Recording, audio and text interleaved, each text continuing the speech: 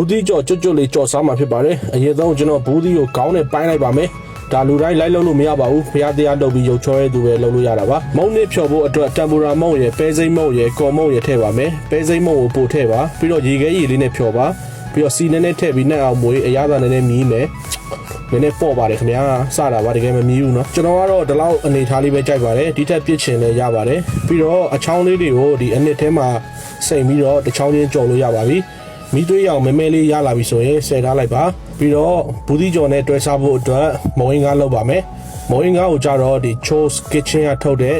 ISO ရပြီးသားမုံရင်းကားဖြစ်ပါတယ်ဒီ Chose Kitchen ရဲ့မုံရင်းကားကတော့အလုံးမရှုပ်အချိန်မကုန်ဘဲနဲ့အရသာကောင်းကောင်းစားရပါတယ်သူတွေကပါတဲ့အထုပ်တွေဖောက်ထည့်ပြီးတော့9မိနစ်လောက်ပြုတ်ပေးလိုက်ရင်ရပါပြီ